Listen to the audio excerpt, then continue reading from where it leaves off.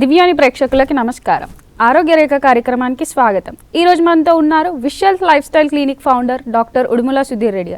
వారిని అడిగి తెలుసుకుందాం విటమిన్ డి అంటే ఏంటి, విటమిన్ డి వల్ల వచ్చే సమస్యలు ఏంటి, విటమిన్ డి లేకపోతే వచ్చే సమస్యలు ఏంటి, విటమిన్ డి ఎందుకు ముఖ్యం మనకి అనేది డాక్టర్ గారిని అడిగి తెలుసుకుందాం. నమస్కారం డాక్టర్ గారు. నమస్కారం సార్, విటమిన్ డి అంటే ఏంటి సార్? విటమిన్ డి అంటే మన శరీరంలో మనం తీసుకునే ఆహారంలో మనకు అనేక పోషకాలు, మన శరీరానికి కావాల్సిన అన్ని పోషకాలు వస్తాయి. మనం ఏ భోజనం తీసుకున్నా, మీరు ఏం తిన్నా ముఖ్యంగా 3 ప్రధాన పోషకాలుగా విభజించబడతాయి. 1 కార్బోహైడ్రేట్లు, 2 ప్రోటీన్లు, 3 ఫ్యాట్స్. ఇవి మేజర్. ఇవి కాకుండా సూక్ష్మంగా అంటే మైక్రోన్యూట్రియంట్స్ అంటారు. ఈ మైక్రోన్యూట్రియంట్స్లో విటమిన్స్, ఖనిజ లవణాలు, మెగ్నీషియం ఇలా రకరకాలన్నీ మైక్రోన్యూట్రియంట్స్లో వస్తాయి. వాటిల్లో చాలా చాలా ఇంపార్టెంట్ విటమిన్లు. ఈ విటమిన్లు ఏంటంటే మన తక్కువ మోతాదులోనే అవసరం అవుతాయి. కాకపోతే అవి లేకపోతే చాలా పనులు ఆగిపోతాయి, చాలా జబ్బులు వచ్చేదానికి అవకాశం ఉంటుంది. సో అలా వాటిల్లో ముఖ్యమైనది విటమిన్ డి కూడా. ఈ విటమిన్ డి ఏంటంటే మన శరీరంలో చాలామంది ఏమనుకుంటారంటే విటమిన్ డి అనేది కేవలం ఎముకల ఆరోగ్యం కొరకే మనకు ఉపయోగపడుతుంది అనుకుంటారు. ఒకప్పుడు డాక్టర్లు కూడా అలాగే చెప్పారు. కానీ కాలక్రమేణా సైన్స్ ఇంకా అభివృద్ధి చెంది రీసెర్చ్ డెవలప్ అయ్యి ఈ విటమిన్ డి ప్రభావం శరీరంలో ఉండే దాదాపు అన్ని శరీర భాగాలపైన ఉంటుంది. మన భారతదేశంలో లేదు, ఎండ ఎక్కువగా ఉండే లాంటి దేశాల్లో సాధారణంగా విటమిన్ డి లోపం అనేది మనం చూడం. కానీ ఈ వెస్టర్న్ కంట్రీస్లో చలి ఉండే దేశాల్లో ఎక్కువ కామన్గా వాళ్ళకి ఎండ అంటే 6 నెలలు ఎండనే ఉండదు కాబట్టి అసలు విటమిన్ డి వాళ్ళకి రాదు. కాబట్టి వాళ్ళకి కామన్గానే విటమిన్ డి డెఫిషియన్సీస్ ఉంటాయి. కానీ మనకున్న ఇప్పుడు ఆధునిక ప్రపంచంలో డెవలప్ అయిన ఇప్పటి పరిస్థితుల్లో ఇండియా లాంటి మన ఎండ ఉండే ప్రదేశాల్లో కూడా, ఎండ ఉండే దేశాల్లో కూడా విటమిన్ డి డెఫిషియన్సీ వెస్టర్న్ కంట్రీస్లో ఉన్న దాంట్లో దాదాపు సమానంగా మనం ఇక్కడ కూడా చూస్తున్నాం. దానికి ముఖ్య కారణం ఏంటంటే అసలు మన ఇప్పుడున్న మోడర్నైజేషను, కార్పొరేట్ జాబ్ కల్చర్ వీటన్నిటి వల్ల అసలు మనం ఎండకి ఎక్స్పోజ్ అయ్యే అవకాశమే తక్కువ అవుతుంది. ఉదాహరణకి ఏ ఆఫీస్ జాబ్ తీసుకునే వాళ్ళైనా పొద్దున్న నిద్రలేస్తారు, ఆఫీస్కి రెడీ అవుతారు, ఎండకు అసలు వాకింగ్ ఏమి వెళ్ళరు, తర్వాత ఆఫీస్కి వెళ్ళిపోతారు, కార్లోనో ఎలా వెళ్ళిపోతారు, ఆఫీస్లో ఎండ వచ్చే పని లేదు, మళ్ళీ ఇంటికి వచ్చేస్తారు. ఈ లోపల అసలు వాళ్ళకి ఈ 24 అవర్స్లో వాళ్ళు అసలు ఏ రకంగా కూడా 5-10 నిమిషాలు కూడా ఎండకి ఎక్స్పోజ్ అయ్యే అవకాశం లేదు. మనకున్న ఒక చిన్న ఛాలెంజ్ ఏంటంటే ఈ విటమిన్ డి సూర్యరశ్మిలో ఫ్రీగా దొరుకుతుంది. మీరు చేయాల్సిందల్లా ఎండకి ఎక్స్పోజ్ అవ్వటమే. ఆ రకంగానైనా వాళ్ళకి ఎండ ఎక్స్పోజ్ అవుతారు, తద్వారా ఆరోగ్యం బాగుంటుంది. అంటే విటమిన్ డి వాళ్ళకి ఫ్రీగా దొరికిపోతుంది. ప్రైమరీ సోర్స్ ఆఫ్ డైట్ ఏంటి సార్ విటమిన్ డి? యాక్చువల్గా విటమిన్ డి ప్రైమరీ సోర్సే సన్లైట్, ఎండ. మనం ఆహార రీత్యా వచ్చేది చాలా తక్కువ భాగం వస్తుంది, కానీ చాలా ఇంపార్టెంట్. కానీ అన్నిటికంటే ఎక్కువ ప్రకృతిలో ఫ్రీగా దొరికేది, అందరికీ సమంగా పంచేది ఈ సూర్యరశ్మి ద్వారానే విటమిన్ డి వస్తుంది. అయితే మన సౌత్ ఇండియాలో మనం కొంచెం నల్లగా ఉండే కమ్యూనిటీస్ కాబట్టి వాళ్ళకి అబ్జార్ప్షన్ తక్కువ ఉంటుంది. అంటే ఎంత ఫెయిర్ స్కిన్ ఉంటే డి సన్లైట్లో వచ్చే అంటే ఎండ ద్వారా వచ్చే విటమిన్ డి అంత ఎక్కువ అబ్జర్వ్ అవుతుంది. ముఖ్యంగా సన్ రైజ్ అయిన తర్వాత ఫస్ట్ 1 అవర్, సన్సెట్ అయ్యేటప్పుడు ఒక ఫస్ట్ 1 అవర్, ఈ టైంలో మీకు ఎక్కువగా విటమిన్ డి వచ్చే అవకాశం ఉంటుంది. అయితే మనం ఇప్పుడు ఉన్న డెఫిషియన్సీ రావడానికి కారణం ఏంటంటే మనం అసలు వాకింగ్ చేస్తే, పొద్దున వాకింగ్ చేసినా, ఎండలో ఎక్సర్సైజ్ చేసినా ఎంతో కొంత వస్తుంది. కానీ ఇప్పుడు మీరే చాలామంది ఏమంటారు, సార్ నేను రోజు వాకింగ్ చేస్తున్నాను, రోజు పొద్దున్నే జిమ్ ఎక్సర్సైజ్ చేస్తాను, అయినా నాకు విటమిన్ డి డెఫిషియన్సీ ఎందుకు వచ్చింది సార్ అని అడుగుతారు. మీరు గమనిస్తే మనం ఎండకు వాకింగ్కి వెళ్ళినా కూడా ఇక్కడి నుంచి పై వరకే ఎక్స్పోజ్ అవుతుంది. మీరు టీ షర్ట్ ఏదో వేసుకుంటారు, ఇక్కడి నుంచి చేతులు ఇంతవరకే ఎక్స్పోజ్ అవుతుంది. మీకు కింద అంతా షూ వేసుకుంటారు, ప్యాంట్ వేసుకుంటారు. మీకు ఎండకి ఎక్స్పోజ్ అయ్యాయంటే మీ శరీర భాగంలో 10-15% కంటే కూడా అసలు ఎండకి ఎక్స్పోజ్ అవ్వట్లేదు. సో అందువల్ల మీరు నిజంగా ఎండకి వెళ్ళినా కూడా విటమిన్ డి డెఫిషియన్సీ అంత కామన్ ఉంది. సో మన దగ్గర ఉన్న దరిద్రం ఏంటంటే అసలు ఎవరు విటమిన్ డి గురించి తెలీదు, పట్టించుకోరు, డాక్టర్లు ఒకవేళ చెప్పినా చెక్ చేసుకోరు. కాబట్టి అసలు దానివల్ల మీకు తెలియకుండానే చిన్న చిన్న సిమ్టమ్స్ చాలా ఉంటాయి. దీర్ఘకాలంలో వాటి వల్ల అనేక జబ్బులు వస్తూ ఉంటాయి. Vegan diet sufficient vitamin D ఇస్తుంది. ఇందాక మీరు అడిగారు అసలు భోజనంలో అసలు మనం విటమిన్ డి ఉండే సోర్సెస్ ఏంటి అని.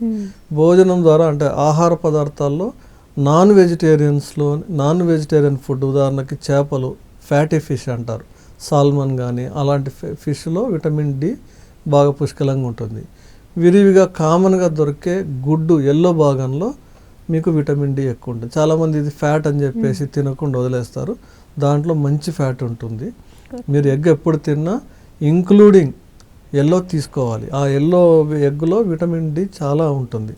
అట్లాగే ఇప్పుడు కొన్ని ప్రభుత్వాలు మనకు కొన్ని కంపల్షన్ చేసి ఏం చేసినాయంటే పాల ఉత్పత్తుల్లో విటమిన్ ఫోర్టిఫైడ్ అంటారు. అంటే కావాలని విటమిన్ ఆర్టిఫిషియల్గా ఈ పాల ఉత్పత్తుల్లో ఇవ్వటం ద్వారా మనకి విటమిన్ డి కూడా మనకు డైటరీ రూపంలో అంటే ఆహార రూపంలో వచ్చేలాగా మనకి అవైలబుల్ చేశారు. కాబట్టి మనం ఆ ఫోర్టిఫైడ్ విటమిన్ డి ఫోర్టిఫైడ్ తీసుకుంటే రోజు కొంచెం వస్తూ ఉంది కాబట్టి మీకు దీర్ఘకాలంలో దానివల్ల వచ్చే అడ్వాంటేజెస్ చాలా ఉంటాయి మనకి. సార్, విటమిన్ డి డెఫిషియన్సీ వల్ల హెల్త్ రిస్క్ ఉంటుందా? ఖచ్చితంగా ఏ విటమిన్ లోపం ఉన్నా మనకు హెల్త్ రిస్క్ ఉంటుంది. దాంట్లో ముఖ్యంగా విటమిన్ డి ఏంటంటే మీరు ఇప్పుడు నా అనుభవంలో ఇప్పుడు గత 20-25 సంవత్సరాల అనుభవంలో నేను చూసింది ఏంటంటే ఒకప్పుడు మేము చదువుకున్నప్పుడు విటమిన్ డి డెఫిషియన్సీస్ ఇంతగా లేవు. ఎందుకంటే అప్పుడు ఇన్ని సౌకర్యాలు లేవు, ఇన్ని కార్లు లేవు, ఇంత ఆఫీసుల వాతావరణం కూడా క్లోజ్డ్ ఎన్విరాన్మెంట్స్ లేవు ఒకప్పుడు. ఇప్పుడైతే మొత్తం అంతా క్లోజ్డ్ ఎన్విరాన్మెంట్స్ అయిపోయి అసలు ఎండకి ఎక్స్పోజ్ అవ్వట్లేదు. రెండు, మనం ఈ డెఫిషియన్సీస్ ఉండటం వల్ల చాలా ఇనీషియల్గా మీకు అసలు సిమ్టమ్సే ఉండవు, ఎటువంటి లక్షణాలు ఉండవు. కాబట్టి కామన్గానే నెగ్లెక్ట్ చేస్తారు. ఒక్కసారి అది ఒక మినిమం లెవెల్ కంటే బాగా తక్కువైందనుకోండి, మీ శరీరంలో దాని తాలూకు ప్రభావం చూపించడం మొదలవుతుంది. ఉదాహరణకు ఇప్పుడు మీకు నార్మల్గా మనకి విటమిన్ డి 20 యూనిట్స్ పైన ఉండాలి. అది జస్ట్ మినిమం లెవెల్ అనమాట. 20 to 30 అనేది ఏంటంటే ఆప్టిమమ్ అంటారు. ఆ 30 పైన ఉంటే డిజైరబుల్, ఇంకా మంచిది. కానీ నేను కామన్గా నా ఎక్స్పీరియన్స్లో చూస్తే ర్యాండమ్గా మీకు ఒళ్ళు నొప్పులు ఉన్నాయి అది ఇది అని చెప్పి మనం చెక్ చేసి చూస్తే ఎవరికి కూడా 5, 10, 15 కంటే ఎక్కువ ఉండట్లేదు. 100 మందికి చేస్తే 60-70% 5, 10, 15 కంటే తక్కువే ఉంటుంది. సో అంత కామన్గా ఉంది. మనం మనుషులు ఎంతమంది ఉన్నారో అంత దాంట్లోంచి 10-20 పీపులే మనకు ఎక్కువ నార్మల్ వాల్యూస్ ఉంటున్నారు. మిగతా అందరూ కూడా ఆటోమేటిక్గా డెఫిషియన్సీ ఉంటారు. అయితే అతి కొద్ది మందిలోనే సిమ్టమ్స్ వచ్చి వాళ్ళు అనుమానపడి డాక్టర్ల దగ్గరికి వెళ్ళినప్పుడు చెక్ చేసుకోవడం ద్వారా వాళ్ళకి తెలుస్తుంది. కానీ తెలియకుండా అసలు లక్షణాలే లేకుండా ఎంతోమంది విటమిన్ డి డెఫిషియన్సీ తోటి కంటిన్యూస్గా బాధపడుతున్నారు. అంటే మన భారతదేశం లాంటి ఎండ ఉండే ప్రాంతంలో ఇలా ఉండటం అనేది మన దురదృష్టం. సార్, విటమిన్ డికి టెస్టింగ్స్ కానీ సప్లిమెంట్స్ కానీ ఉంటాయా? ఉంటే ఎలాంటివి ఉంటాయి? విటమిన్ డికి మనం టెస్ట్ చేసుకోవచ్చు. సీరం విటమిన్ డి అని చెప్పేసి బ్లడ్ టెస్ట్ చేస్తారు. నేను ఇందాక చెప్పినట్టు 20 పైన మినిమం ఉండాలి, 30 పైన ఉంటే ఇంకా మంచిది. 20 లోపు ఉంటే మీకు డెఫిషియన్సీ ఉన్నట్టే. 15, 10, 8, 7 అలా ఉందనుకోండి, మీకు అప్పుడు మీ తీవ్రమైన దాని తాలూకు డెఫిషియన్సీ తాలూకు సిమ్టమ్స్ సైన్స్ స్టార్ట్ అవుతాయి. కామన్గా మనం చూసే ఏంటంటే ఈ విటమిన్ డి తక్కువ అవటం వల్ల ఎముకల్లో స్ట్రెంగ్త్ రాదు, ఎముకలు వీక్ అవుతూ ఉంటాయి, ఫ్రాక్చర్స్ అవుతూ ఉంటాయి. లేదు మీకు ఫ్రాక్చర్స్ ఇవేం కాకపోయినా ఒట్టిగానే బోన్ పెయిన్స్ అంటారు, ఒట్టిగానే ఎముకల నొప్పి వస్తూ ఉంటుంది. అందరూ ఏమనుకుంటారంటే నాకు కీళ్ళవాతం వచ్చిందేమో అనుకుంటారు. సింపుల్గా విటమిన్ డి డెఫిషియన్సీ ఉంది కాబట్టి అది కరెక్షన్ చేసుకుంటే అయిపోద్ది. అది చేయకుండా నొప్పుల బిల్లలు వేసుకుంటారు, లేకపోతే మెడికల్ షాప్కి వెళ్ళి వాళ్ళే సొంతగా నొప్పి ఉంది కాబట్టి నొప్పుల బిల్లలు వేసుకుంటారు. నొప్పి బిల్లలు వేసుకుంటే తాత్కాలికంగా తగ్గుతుంది, కానీ అసలు కారణం ఏంటి? విటమిన్ డి డెఫిషియన్సీ ఉండటం. సో అందువల్ల ఈ విటమిన్ డి డెఫిషియన్సీ అప్పుడప్పుడు మనం సంవత్సరానికి ఒకసారన్నా చెక్ చేసుకోవాలి. కొంచెం ఇప్పుడు విటమిన్ డి టెస్ట్లు ఇవన్నీ కొంచెం కాస్ట్లీ ఉన్నాయి, కానీ ఆన్లైన్ పోర్టల్స్లో వీటిలో మీకు తక్కువ ధరకే వస్తాయి. కానీ చెక్ చేయించుకోవడం చాలా అవసరం. సార్, ఒక పర్సన్కి విటమిన్ డి డెఫిషియన్సీ ఉంది అని ఎలా తెలుసుకోవచ్చు? సిమ్టమ్స్ ఏమైనా ఉంటాయా? సాధారణంగా మనం చూసే సిమ్టమ్స్ ఎముకల్లో నొప్పి, అది కాకుండా కండరాల్లో కూడా నొప్పి. ఇప్పుడు మీరు సడన్గా మీరు కాళ్ళు పిక్కల్లో నొప్పి అంటుంటారు, పిక్కల నొప్పులు వేస్తుంటే ఒట్టొట్టుగానే టైర్డ్ అయిపోతుంటారు. నరాల్లో కూడా మీకు లాగుతున్నట్టు ఉంటుంది. ఇది కామన్గా అందరికీ తెలిసింది. ఇది కాకుండా హార్మోన్లు కూడా ప్రభావితం చెందుతాయి. ఎప్పుడైతే మీకు ఈ డి విటమిన్ తక్కువ ఉంటుందో కాల్షియం అబ్జార్ప్షన్ కూడా అవ్వదు. అంటే మీరు తీసుకునే ఆహారంలో కాల్షియం ఉన్నా ఈ డి విటమిన్ లేనందువల్ల అది ఎముకలకి సరిపడా ఉపయోగపడదు, కాబట్టి ఎముకలు కూడా వీక్ అవుతాయి. సో అందువల్ల మీకు ఊకూకనే ఫ్రాక్చర్స్ అవుతూ ఉంటాయి. సో ఎముకలు వీక్ అవుతూ ఉంటాయి. దీంతోపాటు హార్మోన్స్కి కూడా ఈ విటమిన్ డి అనేది చాలా అవసరం. ఉదాహరణకు మన థైరాయిడ్ హార్మోన్ ఉంది. ఈ థైరాయిడ్ హార్మోన్ సరిగ్గా పనిచేయాలన్నా మనకి విటమిన్ డి అవసరం. అట్లాగే మనకు డయాబెటీస్లో ఇన్సులిన్ సరిగ్గా పనిచేయాలన్నా, ఇన్సులిన్ మన శరీరం సరిగ్గా ఉపయోగించుకోవాలన్నా, ఇన్సులిన్ రెసిస్టెన్స్ తగ్గి నార్మల్గా ఉండాలన్నా కూడా మీకు విటమిన్ డి అనేది చాలా అవసరం. ఎప్పుడైతే విటమిన్ డి తక్కువ ఉంటుందో ఇన్సులిన్ పనితనం డిస్టర్బ్ అయిపోయి మీకు షుగర్స్ అవుట్ ఆఫ్ కంట్రోల్ అవుతాయి. అట్లాగే గుండెకి సంబంధించిన ఆరోగ్యము, ఈ సెక్స్ హార్మోన్స్, ఇట్లాంటి అన్ని ఏ హార్మోన్స్ కైనా ఒకదానికొకటి ఇంటర్ రిలేటెడ్ ఉంటుంది. ఈ విటమిన్ డి ఏంటంటే మీకు చర్మము డ్రై అయిపోవడానికి కానీ, మీ చర్మంలో ఫ్లేకీ అంటారు, అంటే పొడి రాలినట్టు అనిపించడం కానీ, ఇలాంటివి ఉండటం వల్ల కూడా మీకు ఈ విటమిన్ డి తగ్గిందని మనం అర్థం చేసుకోవాలి. సో టెస్ట్ అనేది ఎలాంటి సిచ్యువేషన్లో చేయించుకోవాలి? ఎప్పుడైతే మనకి ఇట్లాంటి లక్షణాలు ఉంటాయో, ఈ లక్షణాలు ఉన్నప్పుడు మనం అనుమానపడి డాక్టర్ గారు సంప్రదిస్తే వాళ్ళు మీకు టెస్ట్ రాసిస్తారు. సీరం విటమిన్ డి అని చేస్తారు, అంటే బ్లడ్లో విటమిన్ డి టెస్ట్ చేయడం ద్వారా మనకు తెలుస్తుంది. ఆరోగ్య రేఖ కార్యక్రమంలో చిన్న విరామం.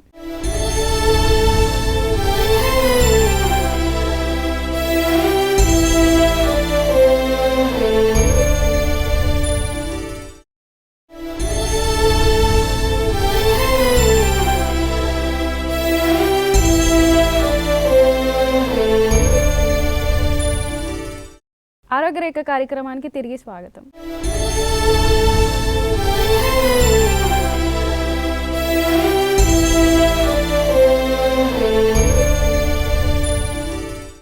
సార్, ఐరన్ డెఫిషియన్సీ అంటే ఏంటి సార్? ఈ ఐరన్ డెఫిషియన్సీ కూడా మనం కామన్గా చూస్తున్నాం ఈ మధ్యకాలంలో. ప్రత్యేకించి మన భారతదేశంలో 50% ఆడవాళ్ళు, 50% పిల్లల్లో ఐరన్ డెఫిషియన్సీ కామన్గా చూస్తూ ఉన్నాం. దీనివల్ల ఏమవుతుందంటే అనీమియా అంటారు, రక్తహీనత అనే ఒక సమస్య వస్తుంది. ఎప్పుడైతే మీకు రక్తహీనత వస్తుందో శరీరంలో ప్రతి వ్యవస్థ దీనివల్ల డిస్టర్బ్ అవుతుంది. సో మరీ ముఖ్యంగా మనం చూస్తే రక్తం తక్కువ ఉన్న వాళ్ళలో, హిమోగ్లోబిన్ తక్కువ ఉన్న వాళ్ళలో, రక్తహీనంగా ఉన్న వాళ్ళలో వాళ్ళు మాల్నరిషన్ వల్ల, అంటే వాళ్ళు సరైన ఆహారం తీసుకోకపోవడం వల్ల వాళ్ళకి రక్తహీనత అనే సమస్య వస్తుంది. ఈ రక్తహీనత రావడంతో వాళ్ళు ఒట్టొటికి నలిసిపోతూ ఉంటారు, ఒట్టొటికి చిరాకు పడిపోతూ ఉంటారు. అంతేకాకుండా హెయిర్ లాస్ అవుతూ ఉంటుంది. సో దీంతోపాటు రక్తం ఎప్పుడైతే వాళ్ళకి రక్తం తక్కువ ఉంటుందో వాళ్ళు కలుదిరి పడిపోవటము, మరీ బాగా తక్కువ ఉన్నప్పుడు కలుదిరి పడిపోవటం, ఇలాంటి సమస్యలు అన్నీ వస్తూ ఉంటాయి. సో ఈ రక్తహీనత ఎప్పుడైతే ఉంటుందో అనేక వ్యవస్థలు దీనివల్ల డిస్టర్బ్ అవుతాయి. సార్, కారణాలు ఏముంటుంది సార్ ఐరన్ డెఫిషియన్సీకి? ఈ రక్తహీనత, ఐరన్ డెఫిషియన్సీ కారణాలు ఏంటంటే మనం తీసుకునే ఆహారంలో ఐరన్ తక్కువ ఉండటం, తద్వారా రక్తమే సరిగ్గా తయారు కాకపోవటం, ఇది ఒక ప్రధాన సమస్య. ఎందుకంటే మన భారతదేశంలో పేదవాళ్ళు ఎంతమంది ఉన్నారో వాళ్ళకంటే తక్కువ శాతంలో మన భారతదేశంలో పేదరికం ఎక్కువ ఉండటం మూలాన సరైన ఆహారం అందుబాటులో లేక మనం ఐరన్ డెఫిషియన్సీ ఎక్కువ చూస్తున్నాం. ఎందుకంటే మాల్ న్యూట్రిషన్ అంటారు. ఒకప్పటితో పోల్చుకుంటే ఇప్పుడు పేదరికం కానీ మాల్ న్యూట్రిషన్ అంత ఎక్కువగా లేదు. కానీ ఐరన్ డెఫిషియన్సీ అంటే రక్తహీనత, ఐరన్ డెఫిషియన్సీ రెండు మనం ఉండాల్సిన మోతాదులో లేకుండా ఉండటం అనేది మామూలుగా మనం మధ్యతరగతి వాళ్ళలో, ఈవెన్ అప్పర్ మిడిల్ క్లాస్ వాళ్ళలో, హయ్యర్ క్లాసెస్ వాళ్ళలో కూడా మనం చూస్తూ ఉన్నాం. దాని ప్రధాన కారణం ఏంటంటే అసలు మనం ఆహారం సరిగ్గానే తీసుకుంటాం, మనకు 3 పూట్ల తిండి తినడానికి తిండి ఉంది, కానీ దాంట్లో క్వాలిటీ మనం పట్టించుకోవట్లేదు. అసలు ఎటువంటి ఆహారం తీసుకుంటే మనకు ఐరన్ బెటర్ ఉంటుంది, ఇవన్నీ ఏంటంటే దీర్ఘకాలంలో నిదానంగా వచ్చే సమస్యలు. కాబట్టి మీకు వెంటనే స్టార్టింగ్ స్టేజ్లో మీకు ఏం లక్షణాలు కనిపించవు కాబట్టి సాధారణంగా నెగ్లెక్ట్ చేస్తారు, రోజు వ్యవహారాల్లో పడి మర్చిపోతారు. ఎప్పుడైతే మీకు సడన్గా కలుదిరిగి పడిపోతారు, లేకపోతే ఇంకేదైనా లక్షణాలు, కాళ్ళు లాగటం, ఇట్లాంటి ఏదైనా లక్షణాలు వచ్చినప్పుడు అప్పుడు మీరు అలర్ట్ అవుతారు. లేదంటే డాక్టర్ గారు మీకు చెప్తారు, బాబు నీకు ఐరన్ తక్కువ ఉంది, లేకపోతే హిమోగ్లోబిన్ తక్కువ ఉంది, కాబట్టి నువ్వు ఈ మాత్రలు వేసుకొని. అప్పుడు దాకా అసలు గమనించరు. ఇవన్నీ ఏంటంటే మనం రోజువారీ ఆహారంలో చిన్న చిన్న జాగ్రత్తలు తీసుకుంటే ఆటోమేటిక్గా సెట్ అయిపోయే అనారోగ్య సమస్యలు అనమాట. సార్, ఐరన్ డెఫిషియన్సీకి ఎలాంటి ఫుడ్స్ తీసుకోవాలి? ఈ ఐరన్ డెఫిషియన్సీ ఉన్న వాళ్ళు బేసికల్గా మన ఆహారంలో ఆకుకూరలు ఎక్కువ తీసుకోవడం ద్వారా మీకు ఐరన్ బాగా పుష్కలంగా ఉంటుంది. ఉదాహరణకు తోటకూర, పాలకూర, బాగా ఎక్కువగా ఉండేది గోంగూర, మీకు మునగాకు, వీటన్నిటిని ఐరన్ రిచ్ అంటారు. అంటే ఆకులు ఎంత గ్రీన్గా ఉంటే మీకు అంత ఎక్కువ దాంట్లో మీకు ఐరన్ కానీ ఇవన్నీ మీకు అందుబాటులో ఉంటాయి. అయితే వీటిని మనం వాడేటప్పుడు మీరు విపరీతంగా ఉడికిచ్చి దాన్ని మొత్తం చేశారనుకోండి, దాంట్లో ఉండే పోషకాలన్నీ వెళ్ళిపోతాయి. సో దాన్ని సాటే అంటారు, అంటే మామూలుగా వేడి చేయాలి కానీ మరీ ఎక్కువగా ఉడికించకూడదు. మన సైడ్ అంటే మన ఆంధ్ర తెలంగాణలో మన వంటలన్నీ బాగా వేయించి మొత్తం ఇది చేసేస్తాం కాబట్టి దానికి ఉండే పోషక విలువలన్నీ ఆ నూనెలోనే ఆవిరైపోతాయి. మీరు ఉదాహరణకు తమిళనాడు సైడ్ వెళ్ళారనుకోండి, వాళ్ళు కీరా అని తింటారు. అంటే మనం ఏదైతే మునగాకు వీటిని చెప్పుకున్నామో కీరా అని చెప్పేసి వాళ్ళు హాఫ్ బేక్ చేసి దాన్ని కొబ్బరి అలా దాన్ని గార్నిష్ చేసుకొని టేస్ట్ డిస్టర్బ్ అవ్వకుండా ఒరిజినాలిటీ అలాగే ఉంటారు. వాళ్ళకు ఐరన్ న్యాచురల్గా బాగా ఎక్కువ ఉంటుంది, మనకు తక్కువ ఉంటుంది. సార్ ఫ్రూట్స్ ఏమైనా ఉంటాయా ఐరన్ డెఫిషియన్సీకి? అదే చెప్తున్నా, ఇప్పుడు మన ఈ ఆహారాలు ఇది ఒకటే కాకుండా ఇప్పుడు మన ఖర్జూరాలు లాంటి ఫ్రూట్స్ ఉన్నాయి. సో వీటిల్లో అట్లాగే మన రాడిష్ తీసుకోవచ్చు. వీటి ద్వారా మీకు బాగా ఐరన్ అందుబాటులో ఉంటుంది, న్యాచురల్గా ఉంటుంది.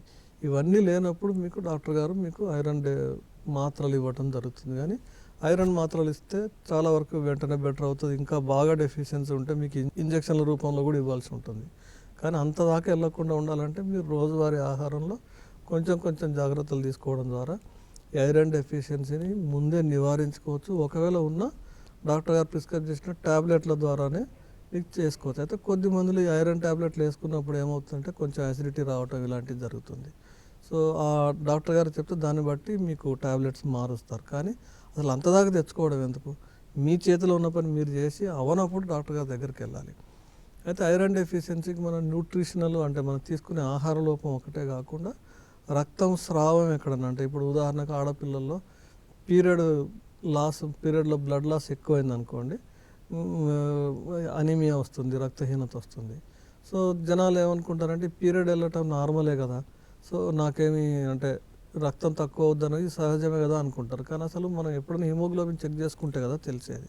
సో ప్రత్యేకించి ఆడపిల్లలు మెచ్యూర్ అయిన తొలినాళ్ళలో వాళ్ళకి సరిగ్గా తెలియదు, వాళ్ళకి సరైన ఎడ్యుకేషన్ ఉండక ఎంత ఎక్కువ బ్లీడ్ అయినా కూడా వాళ్ళు తెలియక చెప్పరు. సో సడన్గా ఒకరోజు కళ్ళు తిరిగి పడిపోతే అప్పుడు చూస్తే బాగా తక్కువ ఉంటుంది. సో మొదటి నుంచి కూడా తక్కువనే ఉండొచ్చు, ఆ పీరియడ్లో బ్లడ్ లాస్ ఎక్కువైనప్పుడు వాళ్ళకి ఇంకా త్వరగా ట్రిగ్గర్ అవుతుంది. ఇది ఒకటే కాకుండా కొద్దిమంది పైల్స్, ఫీజర్స్ ఇలా ఉంటాయి, మోషన్లో బ్లడ్ పడిపోతుంది. కొద్దిమంది గమ్స్ బ్లీడింగ్ ఉంటుంది, కాన్స్టెంట్గా కొంచెం కొంచెం బ్లీడ్ అవుతుంది, వాళ్ళకి తెలియదు. కానీ లాంగ్ రన్లో బాగా విపరీతమైన బ్లడ్ లాస్ అవుతుంది. ఇంకా కొద్దిమందికి అల్సర్స్ ఉంటాయి, అంటే డియోడినల్ అల్సర్స్, గ్యాస్ట్రిక్ అల్సర్ అంటే పేగుల్లో అల్సర్స్ ఉండటం. ఎప్పుడైతే ఈ అల్సర్స్ ఉంటాయో మీకు లోపల బ్లీడింగ్ అవుతుంది, కంటిన్యూస్ బ్లీడింగ్ అవుతుంది, మీరు గమనించరు, సడన్గా ఒక రోజు అనీమియా అవుతుంది. ఇవన్నీ ఏవి లేకున్నా మీకు ఇరిటబుల్ బవల్ సిండ్రోమ్ కానీ, క్రాన్స్ డిసీజు, డియోడినల్ అంటే మన ఇంటెస్టైనల్ అల్సర్స్ ఉంటాయి. సో ఎప్పుడైతే ఈ క్రాన్స్ డిసీజు ఇవన్నీ ఉన్నాయో ఏ యాక్టివ్ బ్లీడింగ్ లేకపోయినా వాళ్ళకి మాటిమాటికి లూజ్ మోషన్స్ అవ్వడం, లేకపోతే కాన్స్టిపేషన్ అవ్వడం, ఈ గట్ హెల్త్ బాగా డిస్టర్బ్ అవ్వడం ద్వారా వాళ్ళకి ఐరన్ అబ్జార్ప్షన్ సరిగ్గా అవ్వదు. ఎప్పుడైతే ఈ అబ్జార్ప్షన్ సరిగ్గా అవ్వదో వాళ్ళకి లాంగ్ రన్లో వాళ్ళు సరిగ్గా తిన్నా కూడా వాళ్ళకి డెఫిషియన్సీస్ ఏర్పడతాయి. సో ఇలా మనం డాక్టర్ గారి దగ్గరికి వెళ్తే మీ లక్షణాన్ని బట్టి కొన్ని టెస్టులు చేస్తారు, తద్వారా మీకు ఈ సమస్య ఏంటనేది ఐడెంటిఫై చేస్తారు, అప్పుడు సరైన చికిత్స ఇవ్వడం జరుగుతుంది. సార్ అనీమియా ఉన్న వాళ్ళు ఎలాంటి ఫుడ్ తీసుకోవద్దు? అనీమియా ఉన్నవాళ్ళు మీరు ఇందాక మనం తీసుకోవాల్సిన ఆహార పదార్థాల గురించి చర్చించుకున్నాం కదా. తీసుకోకూడని పదార్థాలు ఏంటంటే, మీరు కామన్గా చాలామంది చేసే పొరపాటు ఏంటంటే మనం టీలు, కాఫీలు ఎక్కువ తాగుతాం. ఎప్పుడైతే టీ, కాఫీలు రోజు ఒకటి, పొద్దున ఒకటి, సాయంత్రం ఒకటి అంటే పెద్దగా ప్రభావితం అవ్వకపోవచ్చు, కానీ అంతకంటే ఎక్కువగా టీ, కాఫీ తాగారనుకోండి మీ ఐరన్ అబ్జార్ప్షన్ కెపాసిటీని ఈ టీ, కాఫీలు ఆపేస్తాయి.